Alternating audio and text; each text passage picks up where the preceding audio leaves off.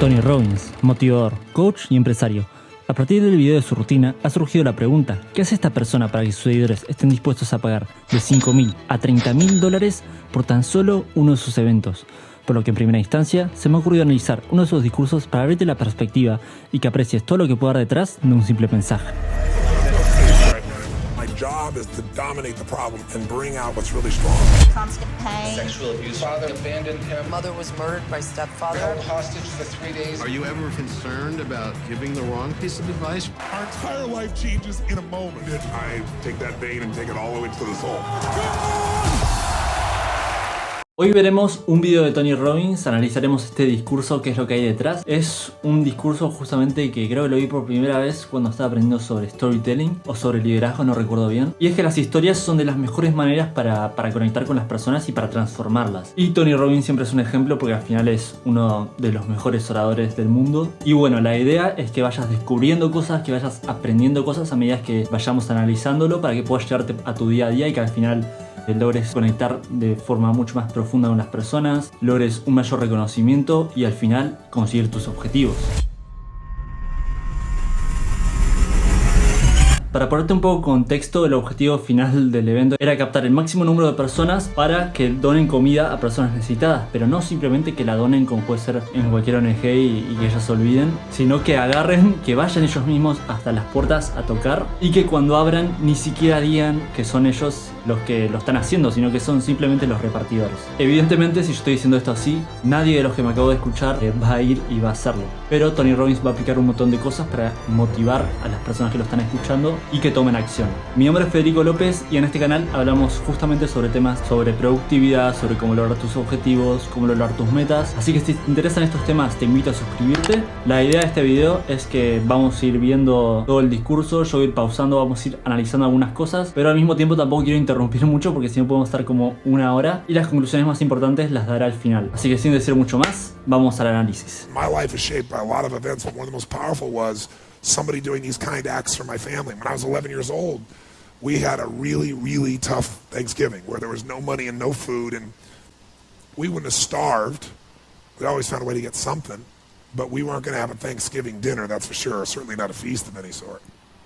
And my mom and dad at the time were fighting like cats and dogs. Ok, aquí quiero hacer un pequeño parón. Miremos cómo capta la atención de inmediato Tony Robbins, cómo lo hace empezando con muchísimo drama. Y luego vemos cómo acabo de utilizar el uso de las metáforas, que es muy buena para explicar conceptos, que bueno, en este caso tampoco es un concepto muy difícil de entender. Era que su madre y su padre peleaban como perros y gatos, pero fíjate cómo es muy fácil acceder a una imagen con las metáforas porque son muy visuales. Y puedes englobar un concepto muy grande en una simple metáfora y al acceder a la metáfora inmediatamente accedes al concepto más complejo. And saying things that once you say them, you can never take them back. You know, the kind of stuff I'm talking about. And my mom was screaming at father about how he couldn't even take care of his own family, and it was horrible. And I have a younger brother and younger sister. I'm the oldest. So I was trying to keep them from hearing this conversation, and then a miracle happened. Mira, esto es genial a la hora de crear intriga en las otras personas, y es no revelar las cosas hasta que la persona tenga ese sentimiento de quererlas saber. Y aquí vemos Tony Robbins cómo pone pequeños ganchos. Dice, por ejemplo, que ocurrió un milagro, pero no te va a contar cuál es ese milagro hasta que pase un rato de la historia. Piensa que para que una persona quiera escucharte, para que una persona tengas esa atención en ti, lo primero que tienes que generar en la persona es ese deseo por saber qué es lo que tienes para decir. Y si te pones a prestar atención, vas a ver que Tony Robbins seguramente vaya a hacer esto durante muchos periodos del discurso. Va a poner pequeños ganchos para mantenerte ahí atento, pero luego va a empezar a revelarte los personajes, va a empezar a describirte sus emociones y no va a contártelo hasta que pase un rato. Bang on the door. I'm the oldest, they're screaming, so I go answer the door. And I answer the door, and standing there is this giant man. It was this little boy. And he's holding this huge box of food. And beside him on the ground was a black pot with an uncooked turkey in it. Mira cómo utiliza el cuerpo, ¿no? And he said, Está "Is actuando your completamente. father home?" And I said, "Just one moment." I was like unbelievably euphoric. I thought, this is a gift from God. This is going to change it all. This is going to make my mom and dad happy. It's going to be unbelievable. So I go, my father is screaming at my mother through a closed door to the bedroom door. And I said, Dad, there's a guy at the door. And he goes, go, you answer the door. I said, I did. He's got to see you. So I kind of teased. I said, Dad, you got to come. So he said, fine. He made one last yell at her, and he walks to the door, and I'm waiting there, just can't waiting to see his face. And my dad opens the door, and this man's standing there with this big box of food, and my father did not get happy.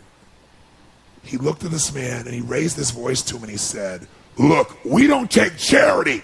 Mira aquí cómo utiliza los cambios de volumen, ¿no? Que es algo que viene haciendo todo el tiempo. Si te fijas, empezó muy alto, luego lo bajó para crear esa intriga y ahora vuelve a subirlo, no solo porque además está comunicando una discusión, sino que además de eso también resetea la atención, porque al venir en un volumen constante y de repente romper ese patrón, lo que hace es que toda la gente que haya perdido la atención por alguna razón vuelve a resetearla y vuelve a prestarle atención. Estas roturas de patrón se pueden hacer de muchísimas formas. En este caso Tony Robbins lo hace elevando el volumen y gritando, pero también por ejemplo puedes hacerlo quedándote en silencio. O sea, cualquier cosa que lo vaya a romper y que la cabeza de la otra persona no entiende lo que esté pasando.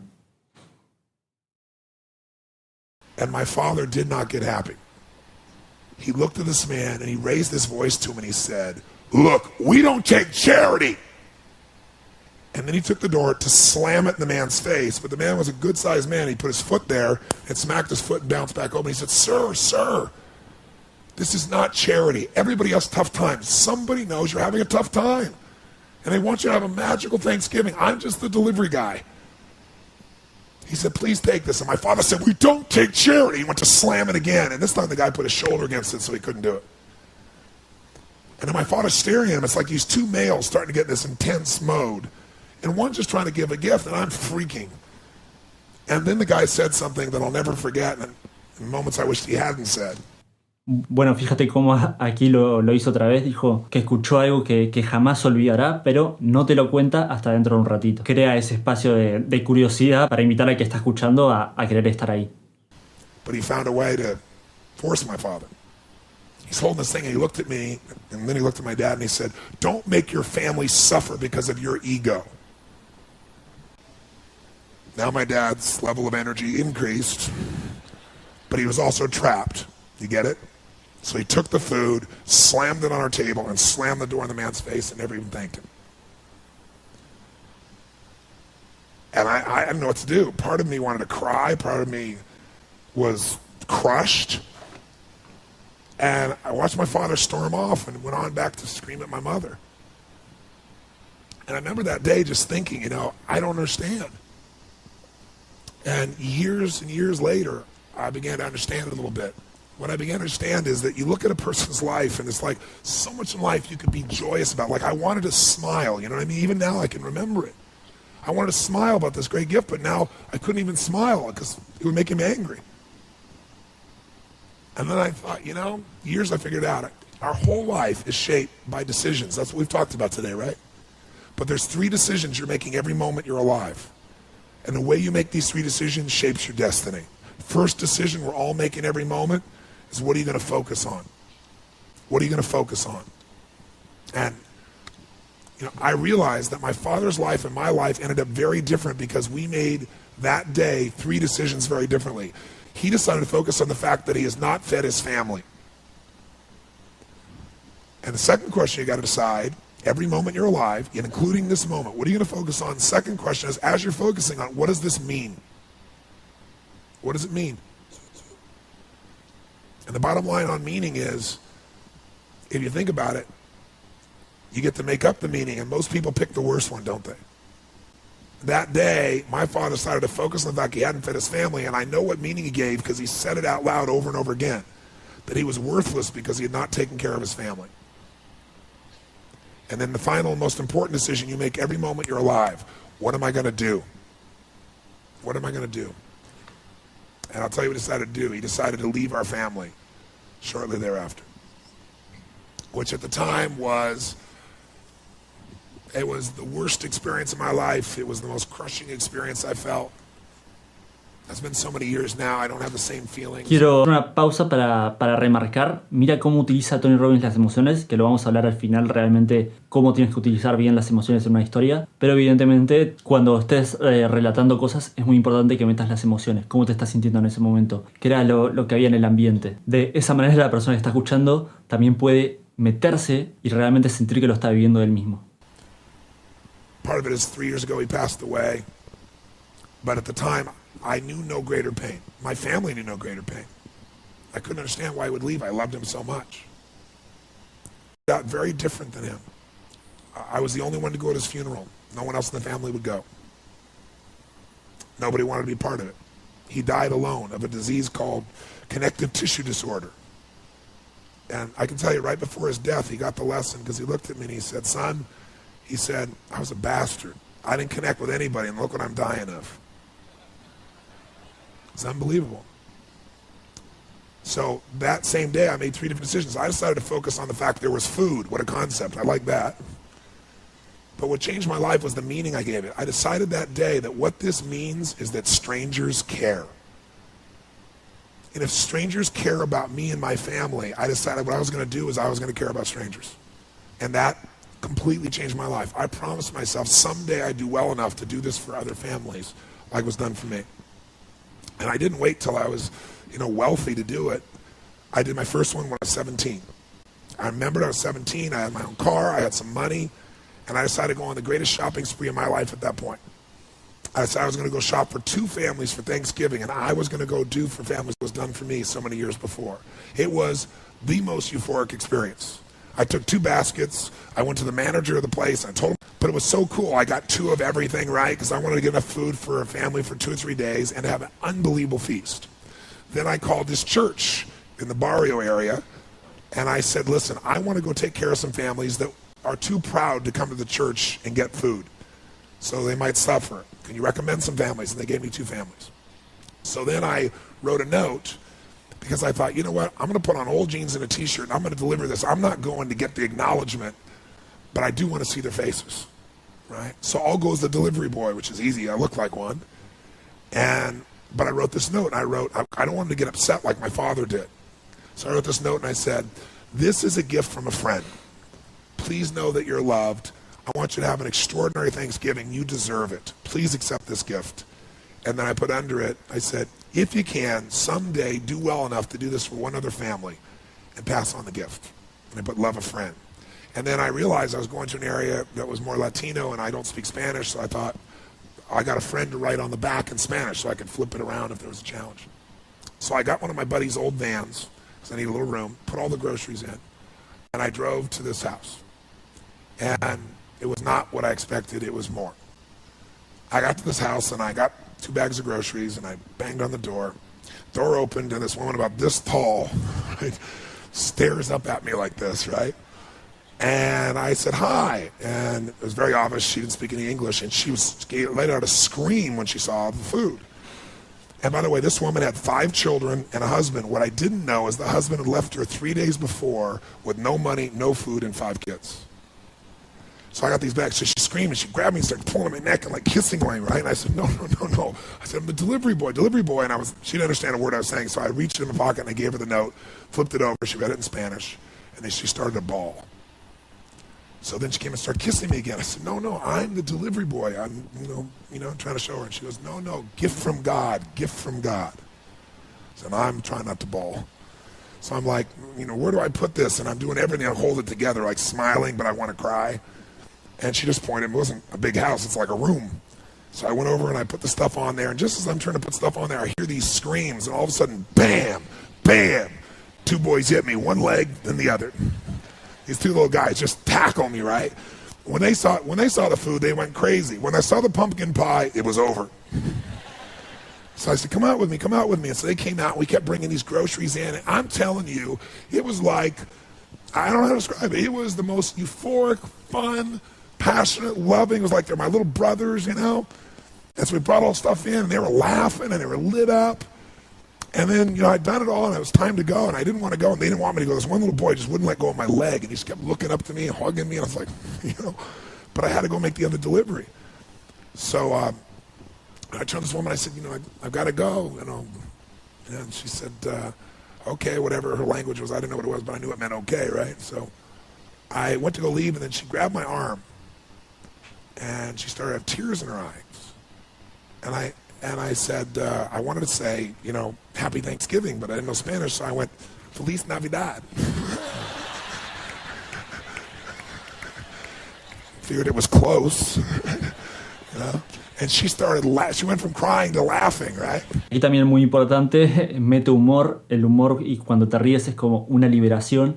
Y luego de tanta tensión, luego de tanto drama, luego de tantas emociones positivas, negativas, lo que hace el humor también es como resetear esa atención de las personas y ya luego estar mucho más relajadas y atentas para poder seguir la historia. And she went from crying to laughing, right? And she grabbed and gave me this big hug, and the kids gave me these hugs. And I remember I got out and I walked off, and they were all standing on the porch. And I got in this little van, and I drove it out and I turned it around. And as I went to turn it around, I looked in the rearview mirror, and I was feeling all this emotion building in my body. And I looked in the mirror, and I saw Mama standing in the porch with her kids, all the kids smiling. Mama sitting there crying hysterically and smiling from ear to ear. And I couldn't keep it together. I was right there, stopped in the street, and I started bawling uncontrollably. And I remember just thinking, this is a beautiful thing. Why is this making me cry? And, why is this great thing? Why am I so emotional about this? And then I got it. I realized in that moment that the worst day of my life, my father leaving, had actually been the best day of my life. Because if I hadn't had that experience, I wouldn't be here today. And now because of that, I'm get to live this life. And I have the desire and the drive and the want to give in this way. And so I've really realized that the worst day was the best day. That was God's gift. The gift wouldn't have been there if he would have stayed. There's an old country song that says, "Thank God for unanswered prayers." It's a story about this man who wants his prayer and finds out later on it wasn't fulfilled, right? Aquí quiero hacer una pausa para decir que si en este momento de la historia estás pensando como wow, hacer algo así sería algo increíble, eso significa que va por buen camino. Al final está entrando ya en la parte final de la historia, ya solo quedan unos minutos y te está creando ese deseo por hacerlo. Otra cosa que podemos ver también es cómo constantemente describe qué es lo que está pasando a su alrededor. Realmente es muy fácil imaginárselo, y es que lo específico siempre será mucho mejor que lo general.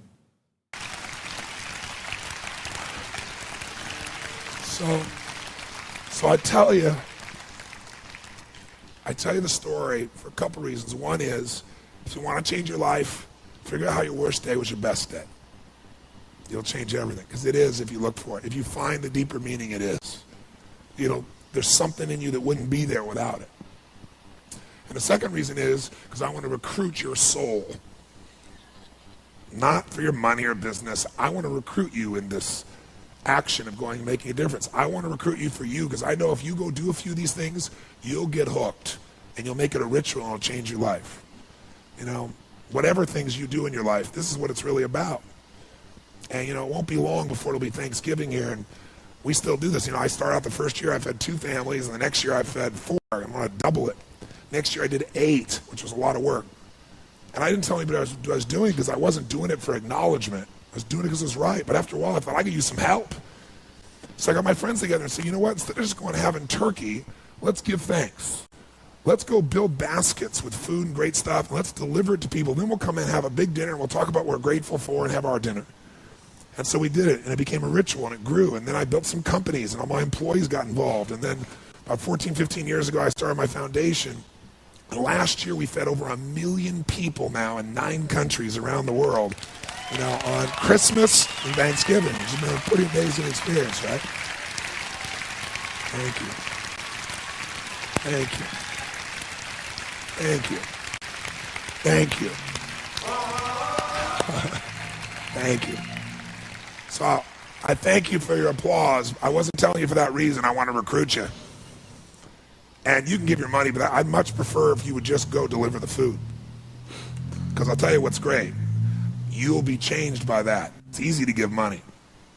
But when you enter an environment and you give, you don't give as the giver. You go as the delivery person, but you're really the one that made it.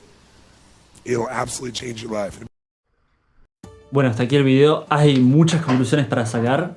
Una cosa que me he dado cuenta es que esto sigue un patrón que es bastante conocido en el mundo del marketing y bueno, también de la comunicación, porque es más o menos lo mismo, que es el método AIDA, que ya vamos a explicar más adelante.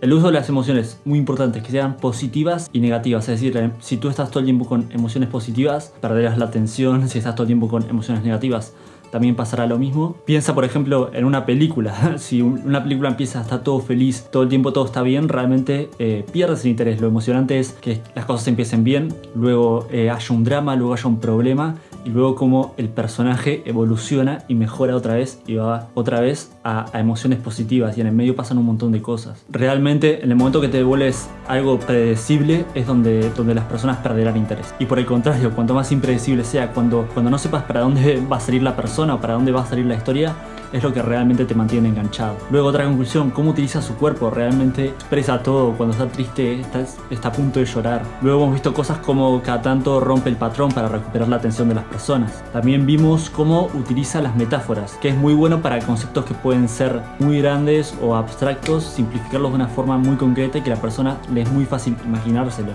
Y luego, como un patrón que sigue, que es lo del método de Aida, que es primero te capta la atención, empezando con mucho drama. Si quieres puedes retroceder a verlo, te estaré dejando el minuto. Luego, una vez que tiene la atención, empieza a capturar interés, empieza la fase en la que crea mucha curiosidad por lo que está pasando. Luego entra en la tercera fase, que es la D, que es de deseo, de crearte ese deseo por querer hacerlo también. Y luego la cuarta parte, que es la que te invita a tomar acción, que realmente esta es la diferencia entre una historia muy bien contada y una historia muy bien contada y que además tiene un liderazgo. Y es que este tipo de historias te inspiran a tomar acción, inspiran a que cambien las personas. Así que bueno, sin decir mucho más, si te ha gustado este formato, dale un like porque es algo que no solemos traer en el canal. Y si veo que realmente tiene apoyo, será que decidiré traerlo. Podemos analizar más discursos a más personas. Así que bueno, espero que hayas aprendido cosas al mismo tiempo que yo. Y recuerda, pensar en grande, actuar, y nos vemos en el siguiente video. Adiós.